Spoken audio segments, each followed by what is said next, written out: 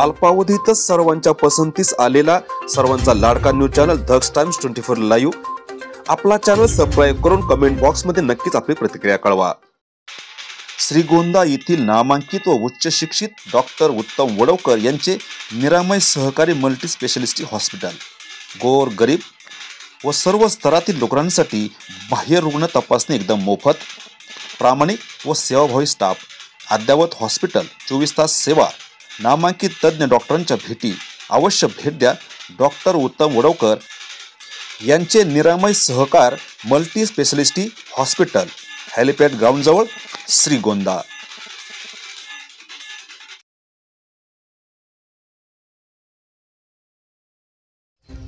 नमस्कार मित्रांनो, आज आपण श्रीगोंदा तालुक्यातील काष्टी या गावामध्ये आहोत, ज्या काष्टीचं नाव पूर्ण महाराष्ट्रामध्ये गाजलेलं आहे। असेच एका मोठ्या हस्तीला आपण आज भेटणार आहोत। त्यांचं नाव आहे शिवाजीराव दिनकरराव पाचपुते, की त्यांच्या उभ्या हयातीमध्ये अगदी छोट्यांपासून मोठ्यांसाठी ते झटत आलेले आहेत, परंतु एक निरागस आणि निस्वार्थीपणे प्रामाणिकपणे जे काम कसं करायचं असतं खरं तर आपण त्यांच्याकडनं एका अर्थानं जाणून घेणार आहोत। आणि आता काळाच्या ओघामध्ये नक्कीच ते पडद्याआड आहेत, कुठेही समोर नाही आहेत, परंतु इतिहासाकडे आपण जर डोकावलं तर खूप जण याचा एका अर्थानं वारसा सांगतील किंवा दाखलेही देतील। तर आपण त्यांच्याशी आपण गप्पा मारूयात आणि हा त्यांचा जो गतकाळ आहे, जो भूतकाळ आहे, आपण समजून घेणार आहोत। काका नमस्कार। नमस्कार काका, काय सांगाल? खरं तर तुम्ही एका छोट्या घरातनं खूप मोठ्यापर्यंत पोहोचलेले आहात, तर तुमचा जो गतकाळ आहे, जो भूतकाळ आहे, त्याबद्दल तुम्ही काय सांगाल? आता खरं तर या गावामध्ये 1940 साली माझा जन्म झाला। आमच्या वाट्याला दुर्दैव असा झालं की 6-7 वर्षात वडील वारले। वडील वारल्यानंतर इथे शेती भरपूर होती, पण करता मीच होतो ना। 2 लहान भाऊ, 3 लहान बहिणी, सगळे लहान आणि मीच मोठा होतो। त्यानंतर पालन पोषण कोणी करायचं हा प्रश्न उभा राहिला। चांबुर्डे गाव ह्या तालुक्यातच आहे, तिथे माझ्या आजोळ आहे, अण्णासाहेब डगे म्हणून। त्या ग्रस्ताने आम्हाला तिथं नेलं। तिथे मी शाळेत जायला सुरुवात केली। एक पोस्ट मास्टर सारामडे 3-4 गावचं काम त्या गावामध्ये करायचं। आमच्या आजोबा थोडेसे सामाजिक कार्यकर्ते होते, त्यांनी 4-2 लोक गोळा केले आणि एक 5 रुपये गोळा करून त्या पोस्ट मास्टरला दरमहा द्यायला सुरुवात केली। आणि तुम्हीच या मुलांना शिकवा आणि तुम्हीच मास्टर व्हा, आणि अशा पद्धतीने शाळा सुरू केली। सुदैवानं पुढच्या काळामध्ये शाळा सुरू झाली।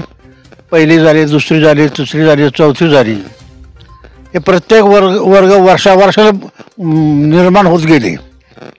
5वीत गेल्यानंतर आईचा आग्रह असा की 50 एकर शेती, थोरला मुलगा हाच आहे आणि वडीलवारनंतर करायला कोणीच नाही। ती त्यांचं चुलत्याला म्हणजे आमच्या आजोबाला सांगायची की हे याची शाळा बंद करा। तिथं निंबीला 7वी होती, तिथे पिंपळगावला 7वी होती, इथे विसापूरला 7वी होती, पण म्हणले आता ह्या गावातून त्याला तिकडे पाठवू नका, शिकू नका, आणि मग माझ्या गावी जाऊन शेती करायला आम्हाला जाऊ द्या, आणि तो मोठा आहे तो शेती करेल। मग 1956-57 आम्ही काष्टीमध्ये शेतीला आलो। 10-11 वर्षाचं वय असेल। राजकारणी पिंड होता, घराण्यामध्ये चुलते आणि वडील राजकारणामध्ये होते। त्या काळाचे ते सरपंच होते। सरपंच असताना आमचे वडील मुलकी पोलीस पाटील होते। आता ती पाटली राहिली नाही, पूर्वी मुलकी पाटील होते। अंगात ते रक्त असल्यामुळे सामाजिक कामाची उबळ होती। कुठंतरी शेती करताना 5 वाजता कुस्त्या खेळणं, आखाडा भरवणं, खो खो खेळणं, हुतुतू खेळणं, ह्या गोष्टी आम्ही साधारणपणे जून, जुलै, ऑगस्ट ह्या महिन्यात आम्ही 5 वाजता करायचो।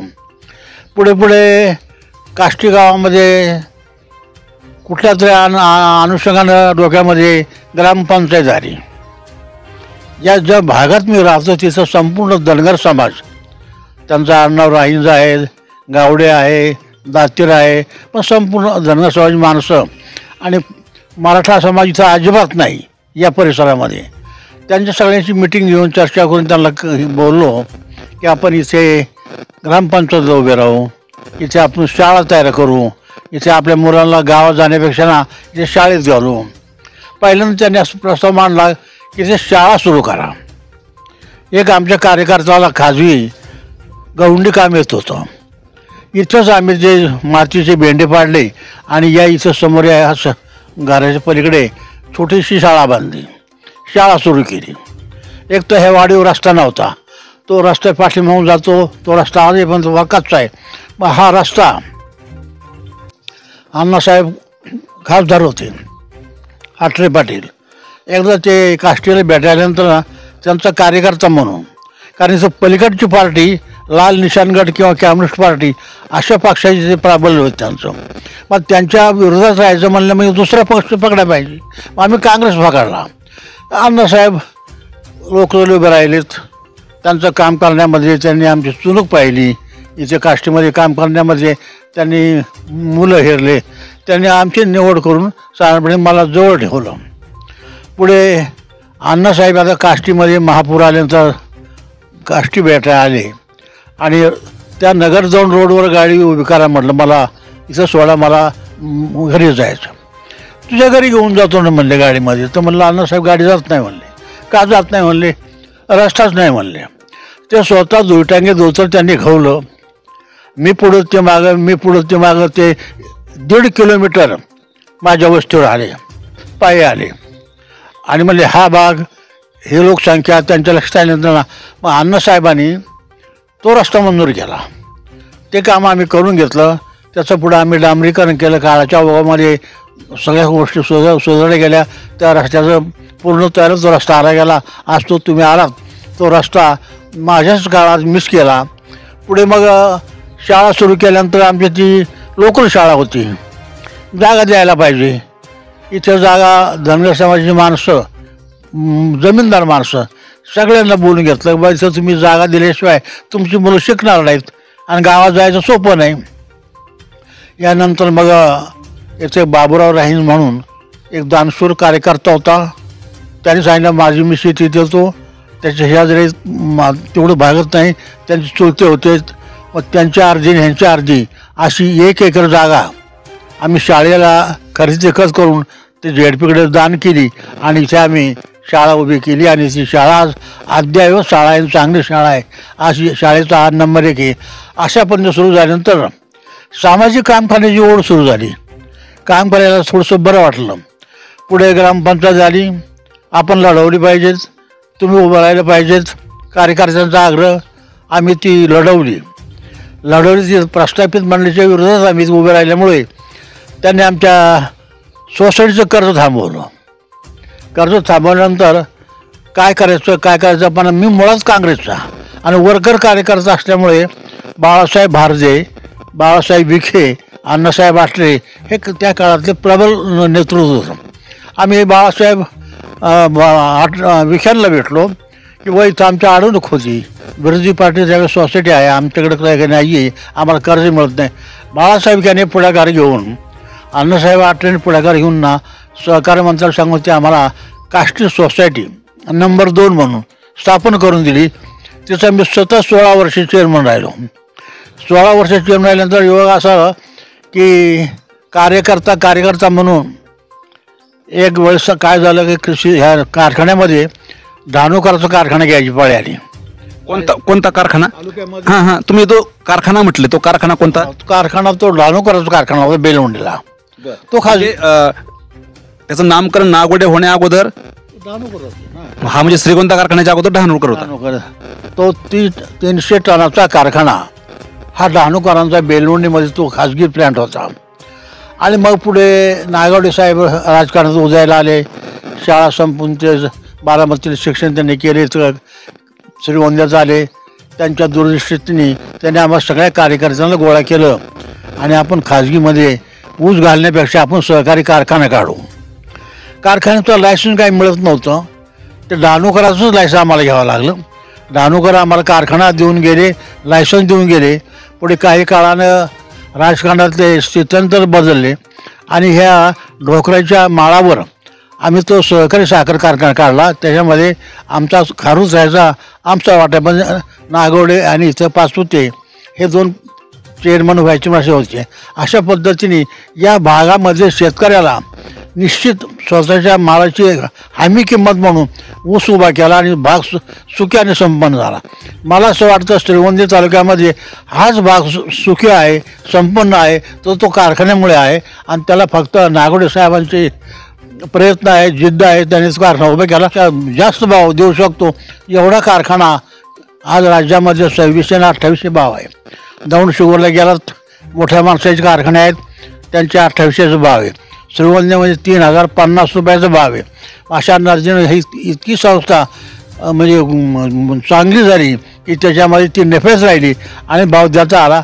अशा नात्यानं पुढे आम्ही सामाजिक कार्यकर्ता म्हणून जा कारखान्यावर जा श्रीगोंद्याला, इथे मढेवडगावला खासराव लक्ष्मणराव वाबळे म्हणून फार मोठी पार्टी होती.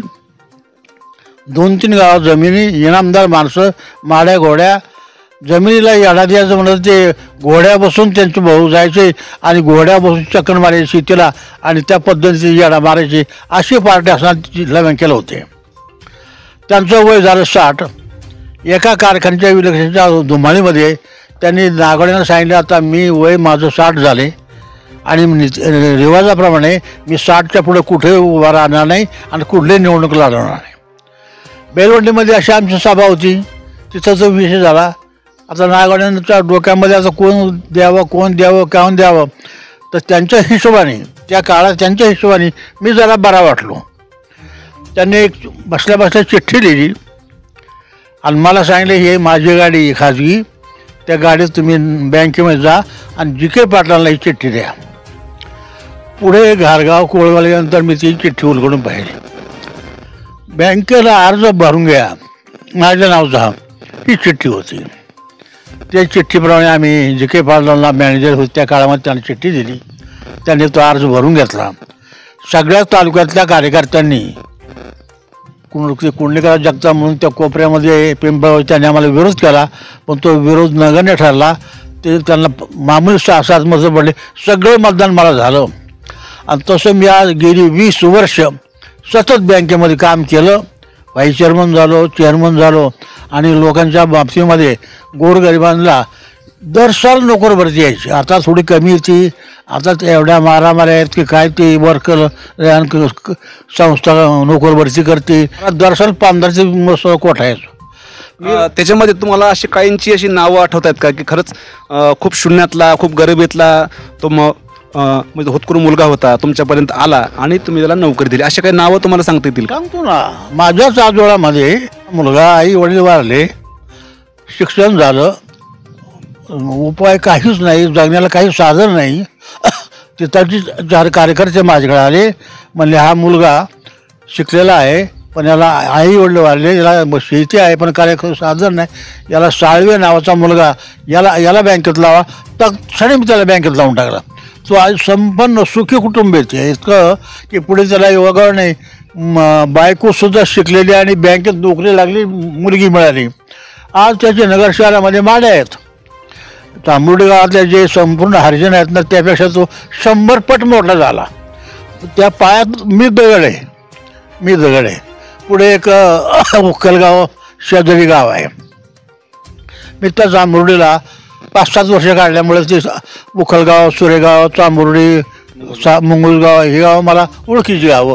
कधी यात्रेला जा, कधी लग्नाला जा, कधी कसल्या कार्यक्रम जा. अशा पद्धतीने उखलगावच्या एका मागासवर्गीय कार्यकर्त्यांनी 10 पैसे पोस्ट कार्डवर फार सुंदर असं लिहिलं. त्याच्यात सारांश असा, एवढंच पत्र घ्यायला माझ्याकडे पैसे नाहीत, हे पैसे लोकांकडून घेतलेत आणि मी तुम्हाला पत्र लिहितोय, मला बँकेत नोकरी द्या. मी सर विचार नाही केला, तेवढ्या पत्राच्या नोकरी देऊन टाकली. तो काय कोण, त्याने उल्लेख केला तर मी हरिजन आहे, मी मराठा आहे, छत्रपती 96 आहे. मी तो विचार न करताना त्याला दणकन नोकरी लावून टाकलेलं आहे. पुढे तो काही काळाने कुठल्या तरी चुकीमुळे मला वाटतं बँकेतून कमी झाला असा काल मला कळत दिलं की त्याला थोडं कमी केलं, पण तो दोष आपला नाही. परत मला वाटतं मी जवळजवळ या जिल्हा सहकारी बँकेमध्ये 73 मुलं लावली बँकेमध्ये. या गावात कोण पार्टी, कोण राजकारण, कोण जात, माणसं वडिलाला बोलून त्यांना तुझा पोरगा काय करतो नोकरी लावून 70 ते 73 मुलं बँकेत लावून दिले. अशा पद्धतीने तुम्हाला हे फार समाधान आहे की एवढे 1 रुपयाचा कर नाही, 1 पैसाचा नाही. या तालुक्यामध्ये आज मी 10 पैसे नाही घेतले आणि 72-73 विशेषतः हरिजन, महार, चांभार, धनगर ही संख्या कुठं ठेवलीच नाही. आमचे भावकीतली 1-2 मुलं लावले, ह्या मंडळीच्या नात्यातली 1-2 लावले, पण ते नगण्य. पण हे जो लहान समाज आहे ना, तो समाज प्रचंड लावला. इथं धनगर राहतो म्हणून धनगराचे मुलं कारखान्यात, बँकेमध्ये हे समृद्धी जी झाली ना, मला असं वाटतं मला तो आनंद आहे. अशा पद्धतीने बँकेत काम केलं. पुढे मला त्याबद्दल एक प्रश्न असा विचार वाटतो की नेमकं तुम्ही हा समाज का निवडला, की खरंच यांना आता मदतीची गरज आहे, नोकरीची गरज आहे, असं का वाटलं तुम्हाला? आता परिस्थिती अशी की मी जिथं राहतो ना, मी तो समाजच फार गरीब आहे, तो धनगर आहे. या 100 घरामध्ये 99 घरात धनगराचे आहेत आणि एखादं त्यात माझं घर आहे. त्यामुळे मला त्यांचा सहवास भेटला. आणि मग प्रगती कोणाची करायची, मग ह्या गावात राहून तिकडे कोणाला तरी प्रगती करण्याच्या स्थानिक लोकांची, मग ह्या गावात राहून बाहेरगावच्या लोकांची करण्याच्या गावातली मुलं, कोणी बबनरावचं काम करायचं, कोणी आमच्या विरोधी बोलायचं. पण बोलून त्याचा फायदा काय? बबनरावने काही केलंच नाही ना. बबनरावच्या काळात बबनरावने 40 वर्षामध्ये 4 पोरं सांगा, मी त्यांच्याकडे साल घालील बरं का, मी त्यांना 70 पोराची नावाची यादी देऊन टाकील. अशा पद्धतीने मग ते पार्टी न पाहता ते पार्टीत कोणी असो, कारखाना आणि बँकेमध्ये जेवढी भरती करता येईल प्रचंड केली.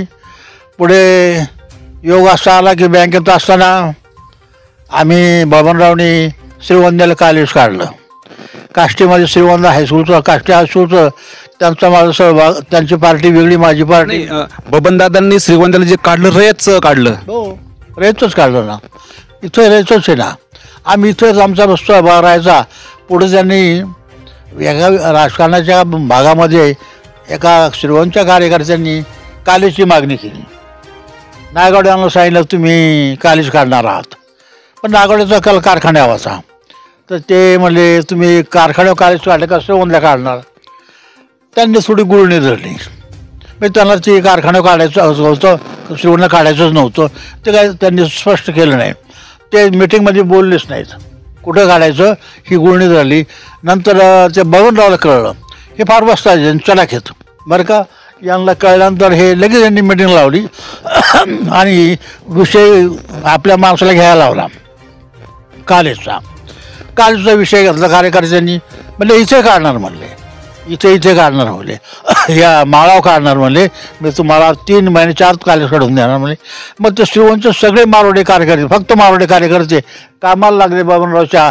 त्याचे त्यांना यशही मिळालं. त्यांनी ते कॉलेज काढलं. सर योग असा आहे की कॉलेज काढलं त्याला युनिव्हर्सिटी अशी, ते युनिव्हर्सिटीमध्ये जागा, पाणी, इमारती, फंड, शाखेला शिवला काय, या सगळ्या बाबी पाहाव्या लागतात. कॉलेज दिलं जातं, पण ह्या गोष्टी जर पुऱ्या नसतील ना तर कॉलेज रद्द होतं. युनिव्हर्सिटीची कमिटी किंवा ते बोर्ड याच्या अर्थ एक साधारण 5 लाखाची गरज त्या संस्थेला होती. अशी अवस्था असताना बबनराव लांब राहिले. त्यांनी कॉलेज काढून दिल्यानंतर ना त्या ह्याच्याकरता काहीच राहिले. मग बाबासाहेब बोस मला पडले. इथे एक प्रकाश पटवा म्हणून माजी सरपंच होता. बाबासाहेब बोस सभापती होते. तो सरपंच होता. एक संघाचा कार्यकर्ता चेअरमन होता. एक संध्याकाळी इथे आले. इथे घर होतं, इथे काहीच नव्हतं आणि पटणात बसतो चांगलं. त्यांनी सांगितलं की आता श्रीगोंद्याला कॉलेज काढलं, कॉलेज सुरू झालं, सगळ्या गोष्टी व्यवस्थित झाल्या, पण कॉलेजला शेव्हिंगला 1 रुपया शिल्लक नाही आणि युनिव्हर्सिटीची कमिटी शेव्हिंगला काहीच नाही. आम्ही 4-5 जण असं चांदण्यामध्ये बसलो. 1 वाजला. जिल्हा बँकेतून तुम्ही आम्हाला ह्या कॉलेजला फंड द्या. मी म्हणे जिल्हा बँक शेतकऱ्याकरता कर्ज वाटते आणि कॉलेजला पैसे द्या म्हणजे काय प्रकारे अनेक वेळ चर्चा होऊन ना मला ती रात्र एक झाली म्हणून कंटाळा उठवण्याकरता मी म्हटलं ठीक आहे म्हणलं देऊन टाकतो. पण मला हे पटत नव्हतं की बँक पैसे देईन नाही. मी तसं म्हटलं गेलो ते उठून गेले मला झोप येईना. मी असं उठलो आणि बँकेचे सगळे वार्षिक अहवाल गोळा केले घरातले आणि बँकेला नफा बँक कोणाला ठेव देते कोणाला मदत करते या साऱ्या गोष्टी पहाटे 4 वाजेपर्यंत त्याचा अभ्यास केल्यानंतर या जिल्ह्यामध्ये मारुतराव घुले, बबनराव डाकळे, शंकरराव काले, शंकरराव कोरे आणि पाथर्डीचे एक बाबूजी आव्हाड या 5 संस्थेला हे अनुदान द्यायचे. आणि नफा तो 20 लाख 25 लाख 30 लाख आणि हे 4-5 जणच घ्यायचे आणि अख्खा नगर जिल्हा कोरडा राहायचा. अरे म्हणलं इथं जागा आहे म्हणलं की जिल्ह्यामध्ये बाकीच्या संस्थेला कोणालाच 1 रुपया देत नाही. आणि हे जे मान्यवर आणि मातबर आहेत ना सरकारच्या मांडीवरले हे 4-5 जण ना हे अगदी वाटून घेतात आणि जसं ह्यांच्या संस्थाला पैसे जातात म्हणलं. सर अगदी अक्षरशः इथून निघालो. मला कार्यकर्त्यांनी जीप दिली होती. एस टीने काम करायचं ना. मग कार्यकर्त्यांनी काय केलं मीटिंग बोलवली आणि सगळ्यांनी पैसे गोळा करून ना मला त्या काळामध्ये 2 लाखाची एक कामोडो म्हणून जीप घेऊन दिली. मी आपल्या इथून निघालो की कार्यकर्ते भेटले तर घेऊन जायचो. ते पारगावचे चेअरमन होता जगताप म्हणून वारला बिचारा. ते गेटवर यायचे आणि तो बबनरावचा कार्य होता. पण तो बबनरावला कारखान्या असेंब्लीमध्ये आणि मला बँकेमध्ये अजिबात तडजोड नाही. तो वाटत ते बबनराव म्हणले ना तुम्हाला तुमची असेंब्ली मी जीव गेला तर तुमच्या असेंब्लीमध्ये पण ते शिवाजी पाचोरे बँकेमध्ये. अशा अवस्थेमध्ये ते गेटवर मंगळवारी यायचे प्रकरण असतं तर ते सखाराम जगताप त्याचं नाव सखाराम जगताप वारला बिचारा. सखाराम जगतापला मी कोळगा फसल्यानंतर म्हणलं सखाराम बाबा एखाद्या वेळेस मी आज सांगितलं मला तर राजीनामा देऊन टाकेल. त्याचं वरच पाहिजे म्हणजे काय म्हणता म्हणलं माझ्या डोक्यामध्ये आज राजीनामा द्यायचा. असं काय म्हणता काय झालं आहे म्हणलं काय झालं तर तुम्हाला नंतर राजीनामा दिला कळलं म्हणलं अजून नाही कळायचं. मी ठाम निर्णय घेतला की बँकेच्या मीटिंगमध्ये बोर्डाची मीटिंग होती. मागील सभेचा प्रसंग वाचून पूर्ण झालं त्या क्षणी उभं राहायचं आणि आपली बाजू मांडायची. मागील सभेचा प्रसंग वाचून झाल्यानंतरच मग मागचा कारभार होऊन द्यायचा आणि उद्याच्या आणि आजच्या कारभारामध्ये खाडकन उभं राहायचं. मारुतराव घुले चेअरमन होते फार सज्जन माणूस आणि मी माझा मुद्दा मांडला. ते म्हणले ठीक विषय नाही तुम्ही MDला सांगा या माणसाला 5 लाखाचा चेक आज 5 वाजता दिला पाहिजे तरच मी खाली बसणार नाही तर मी खाली बसणार नाही असे आक्रमक भूमिका घेतली. तिथे कर्जचे लोक संचालक माझ्या मागं आले पाथर्डीचे आले तुमचे हे सगळे ज्यांना काही मिळालं नाही ना ते आले सगळे. मी सगळं मांडलं ना की कोण कोण घेतोय आणि किती वंचित आहेत. आणि त्या जामखेडला ITI आहे याला हायस्कूल आहे त्याला कॉलेज आहे पण घेतात कोण हेच पैसे घेतात. बँक ही आमच्या जिल्ह्याची आहे आणि पैसे मात्र हे 5च लोक घेतात आणि स्थापनेपासून हेच घेतात. आणि माझ्या आता तिथं शिवंदीला कॉलेज आहे मी मला रुपये मागत नाही आम्हाला 5 लाख द्या. सगळे लोक ते आमच्या 70% बोर्ड माझ्या मागं आल्यानंतर ना एक मताने ठराव झाला आणि 5 लाख त्यांनी दिले. त्यानंतर काळेसाहेबांनी आम्हाला त्या संस्थेत घेतलं कुठे जनरल बॉडी सभासद तिथे रईसच्या. अशा पद्धतीने बँकेमध्ये काम केलं शिक्षण संस्थेमध्ये काम केलं.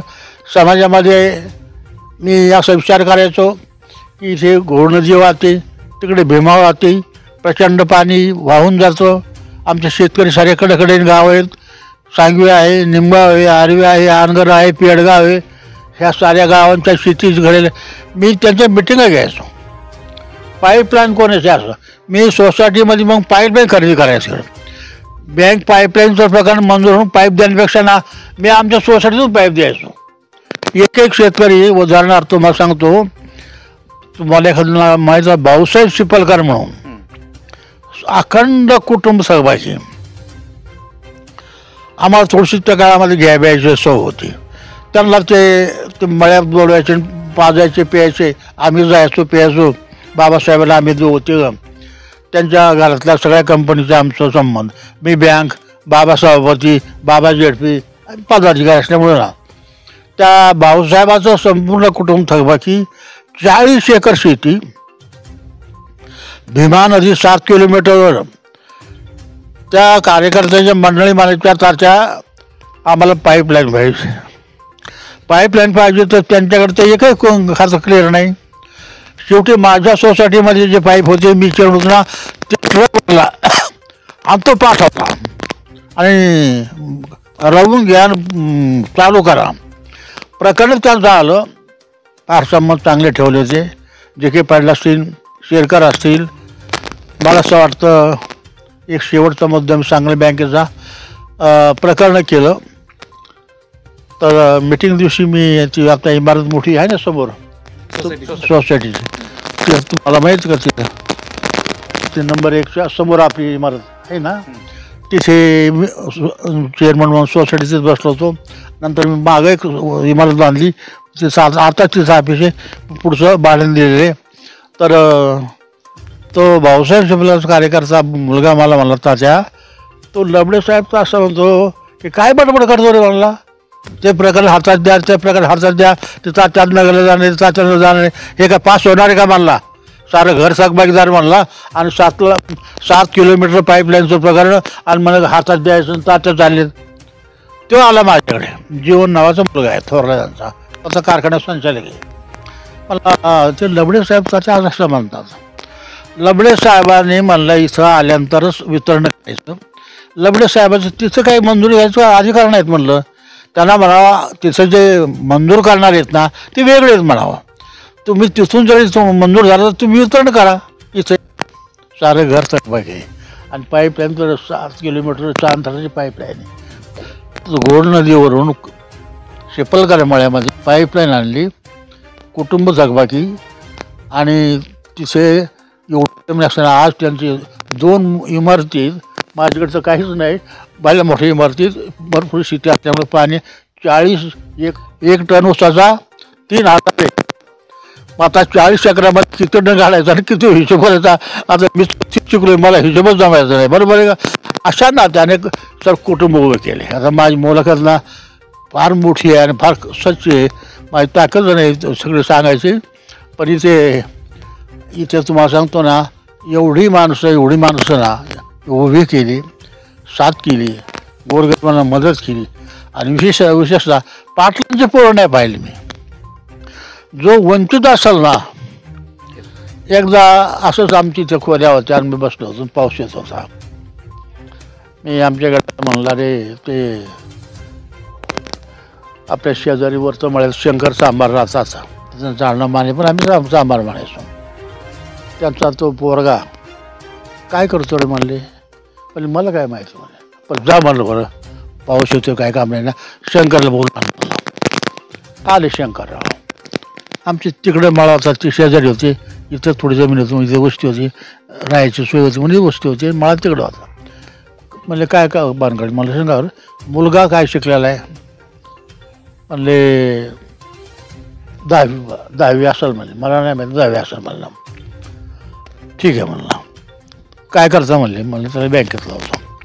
त्याला बँकेत लावला. तो मॅनेजर झाला. दुर्दैव त्याला अटॅक आला. अजूनमध्ये शाखेमध्ये वारला गेला. पुढे वडगावून येताना श्रीगोंदा कारखान्यात येताना वाटत आम्हाला 4-5 पारदेचे कुटुंब भेटले.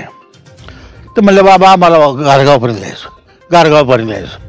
आता कोळगाव गारगाव किती अंतर, पण त्याला म्हणलं तर आपल्याला त्या रस्त्याने जायचे. आणि त्या गारगावच्या ते झाल्यानंतर रस्त्याजवळ पाल आहेत, वरतू पाल आहेत पारद्यांची. तर ते पालावरच आम्ही राहतो म्हणले. आणि मग तो विषय निघाला. म्हणले ते एक पारदेन तुझं नाव बेगम. बाबा म्हणले आमचे पोरं लावणार बँकेत. तेवढेच ती म्हणले.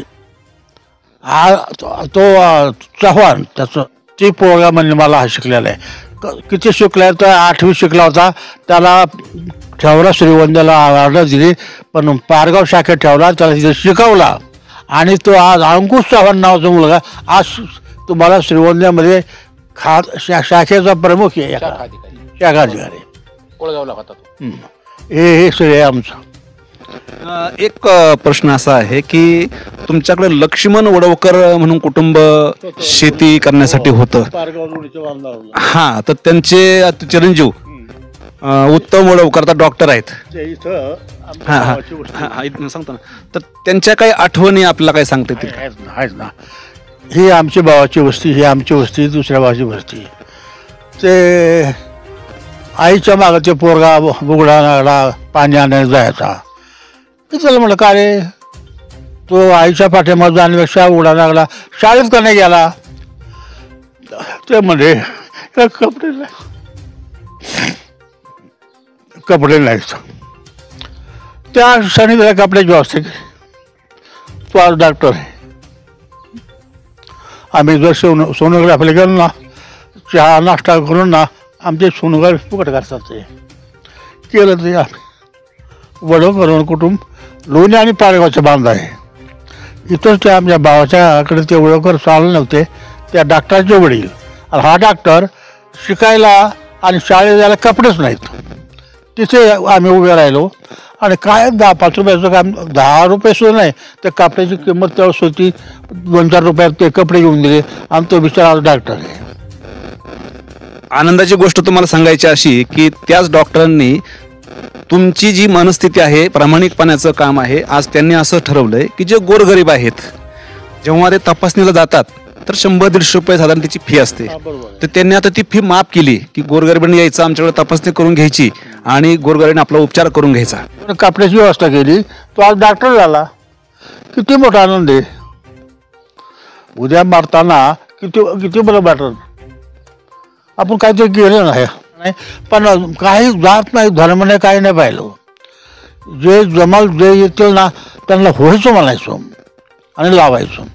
या अंगणवाडी सेविका असोत, नागोडे साहेब आमदार होते, हे सगळ्या धनगरवाडीच्या ह्या मुली आम्हाला अंगणवाडी सगळे लावून टाकल्या. शिवाजीराव नागोडेने कधी मला नाही म्हणले नाहीत, त्यांनी लावून दिल्यात. 1-2 ठिकाणी त्या आता मुली अंगणवाडीपेक्षा मोठ्या झाल्यात. त्या कधी आल्यानंतर अशा पाया भरतात.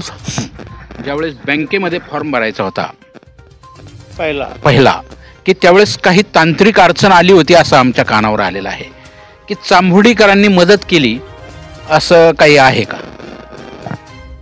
या गावामध्ये हा ग्रुप बबनराव पाचूच्या पाठीमागे गेला आणि नायगावड्याचा कार्यकर्ता मी किंवा काँग्रेसचा कार्यकर्ता मी, आजही काँग्रेसचा आहे, कालही होतो. या मंडळीचं असं म्हणणं होतं तुम्ही आमची चेअरमन आहेत, आमच्या सोसायटीचे आहेत, आम्ही 10 असताना तुम्ही एकटे असताना तुम्ही कायम आमची चेअरमन राहतात, आमचं कारखान्याला काम केलं पाहिजे. मी म्हटलं बा तुमचं चेअरमन असाल तर हे चेअरमन पद तुम्ही घेऊन टाका. मी तुमचं काम म्हणजे तुम्ही काय माझे दुश्मन नाहीत, पण राजकीयदृष्ट्या मी बबनरावचं काम करणार नाही, कधी केलंच नाही. आजही नाही केलं, काल नाही केलं, काल झाली असेंब्लीना नाही केलं. ते आम्ही जगतापच म्हणून काम केलं. आम्ही आमचं रक्त जिथं आहे तिथं आम्ही खरं बोलणार, तेच करणार. ते म्हणले मग तुम्हाला बँकेचा ठराव मिळणार नाही, तुम्हाला उभं राहायचं आहे. म्हणजे देऊ नका. ठीक आहे, ते ठरलं. अशी शाळेपाशी मिटिंग घेतली, 5-50 कार्यकर्ते जमले. आमचं काम केलं तर तुम्हाला बँकेला ठराव, तुम्ही चेअरमन जरी असले ना तर आम्ही 10 जण तुमच्या विरुद्ध तुम्ही ठराव करू शकत नाही. मला ठीक आहे ना, मी ठराव घेणारच नाही, मी राहील झाले. मी बबनरावचं काम तुम्ही करा, माझं मी नागोडेच करतो. पुढे एका लग्नामध्ये आमचे चांभोर्डीचे त्यावेळेचे सरपंच माझी मावजाऊ एका लग्नाला आले आणि चौकामध्ये नवरदेव यायचा तर त्या आम्ही लग्नाला जायचं म्हणून चौकामध्ये एका ऑफिसमध्ये बसलो होतो. तर गावकऱ्यांनी विषय काढला, तर कसं बँकेला उभं राहणार, हे ठराव देणार नाही. तर ते एकनाथ पाटील गायकवाड म्हणून त्या काळचे सरपंच ते लग्नाला आले, ते आमचे मावजाऊ, त्यांनी सगळं ते ऐकलं. तर बोलले काही नाही. आणि मग मला लग्नाला जाताना पायी मला म्हणे हा प्रकार काय म्हणलं ते असं म्हणतात मी तसं म्हणतो. त्यांच्या म्हणण्याप्रमाणे जर मी वागलो नाही तर ते मला ठराव देणार नाहीत, मला उभं राहता येईल. त्या काळात 3 रुपयाची पावती त्यांनी मला न विचारता तांबडी पडली. ते गावी गेले आणि मला आणि सचिवाने सांगितलं आम्ही ठराव केला तुमचा बँकेचा. पण गावकऱ्याची अट अशी की इथे येऊन आमचे विठ्ठल विवेक कार्यकारी सेवा सहकारी विठ्ठलाच्या मंदिरामध्ये विठ्ठलाच्या समोर अर्ज ठेवला पाहिजे. ते कबूल केलं.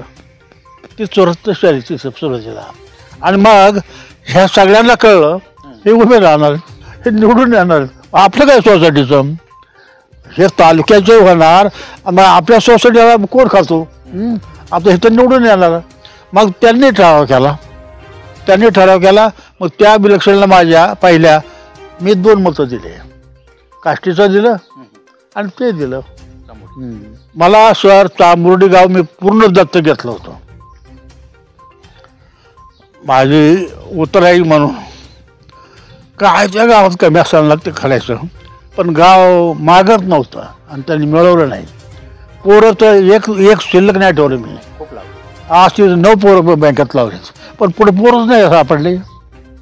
मी हुडकायचो सर पोरांना, अरे हे शिकले ना द्या मला बँकेमध्ये.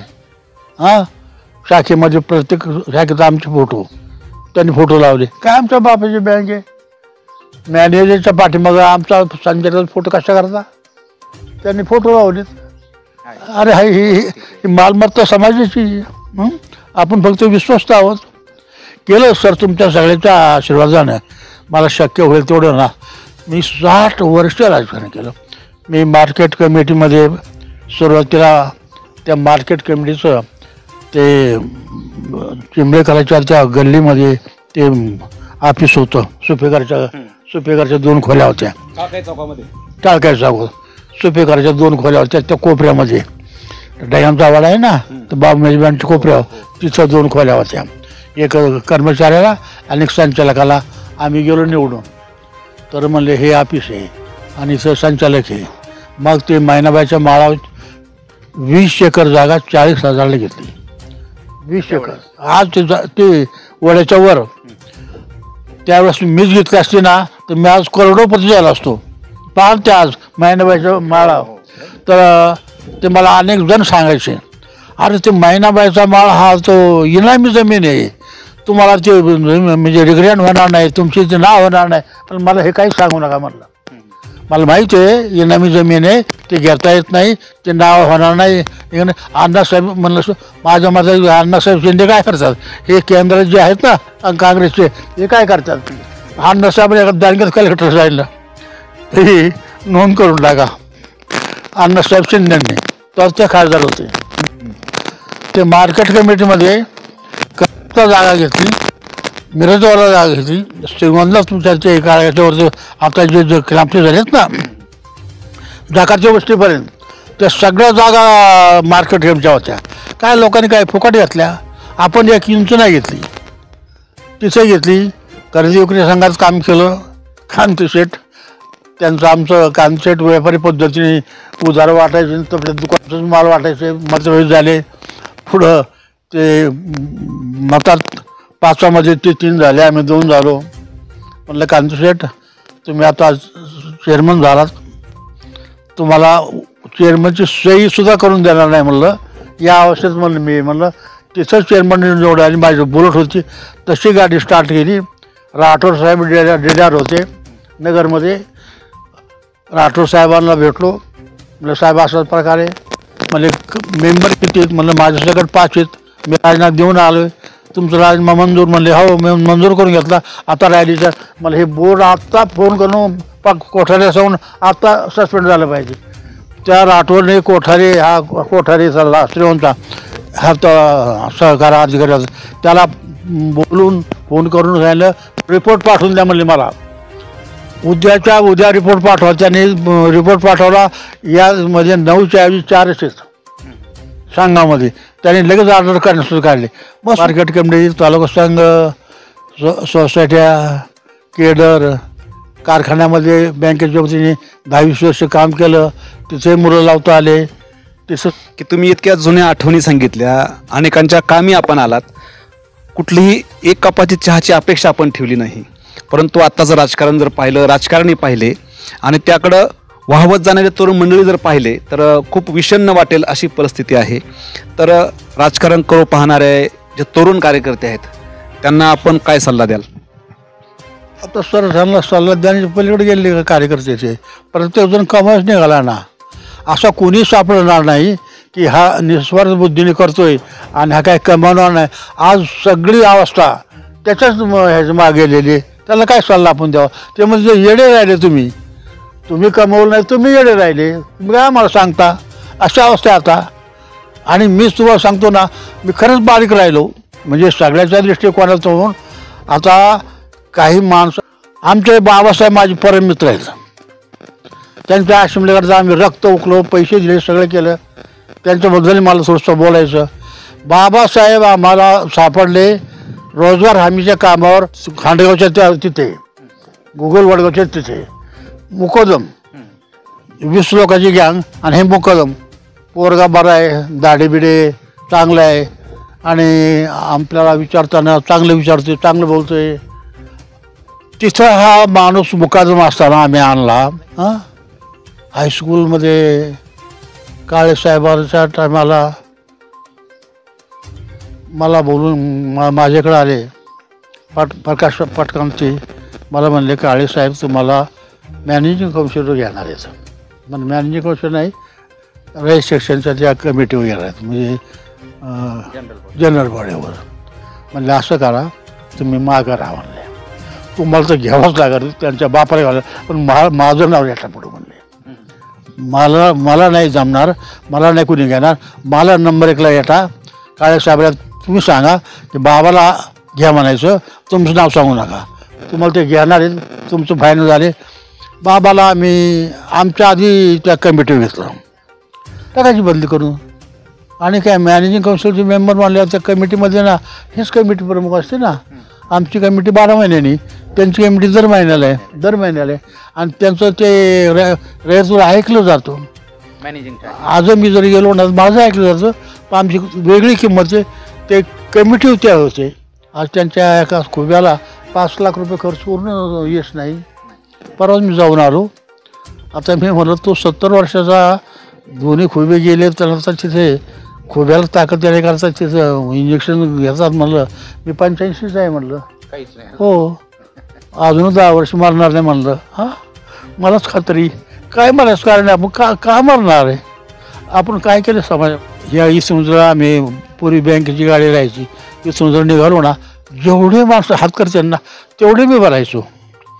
आमची मंडळी सुद्धा म्हणायची, तुमच्या गाडीत माणसं किती बसतात? म्हणलं 12-13. न्यायचं केलं आपण सगळ्याकरता. तो खालच्या लाईनला, हाटला लाईनला, तो हाटलाकडे पोटावर होता. ते मामा म्हणून नावाचं हॉटेल होतं. माळी समाजाचे ग्रस्त होते. त्यांचं मला आडनाव मामा आणि मामी असं हॉटेल होतं. आणि ह्याला पोटावारी तो त्या हॉटेलमध्ये काम करायचा. आता एक दिवशी गाडी ती सोडायला म्हणून मी गेस्ट हाऊस थांबलो. तो बॉय काय म्हणला, साहेब चहा सांगू का? म्हणलं चहा सांगू का म्हणजे इथं असं करत नाही म्हणलं, आपल्याकडे दूध नाही. मी पटकन सांगतो मला खाली.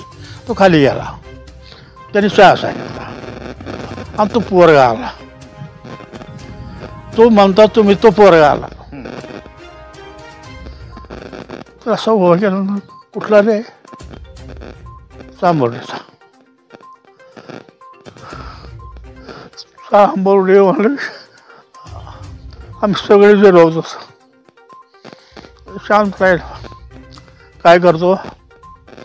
हाटलामध्ये गोरे मामाचं हॉटेल आणि गोरे मामी, दोघं नवरा बायको. हा हाताखाली पोरगा, काय नाही पोटावर, पगार काय नाही.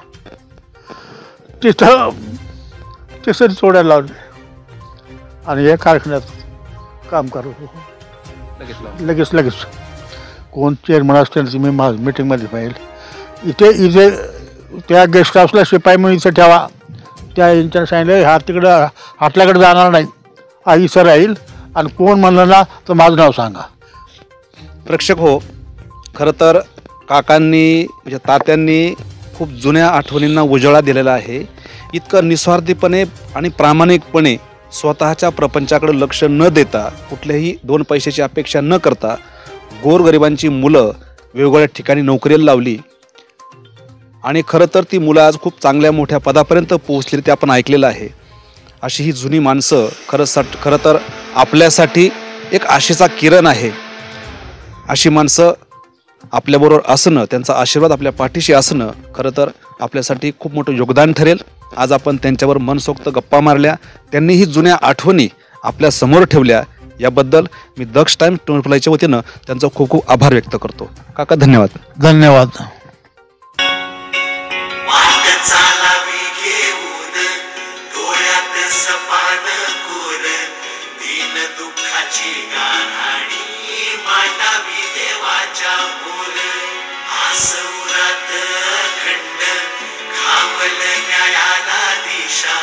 भेदभावाचं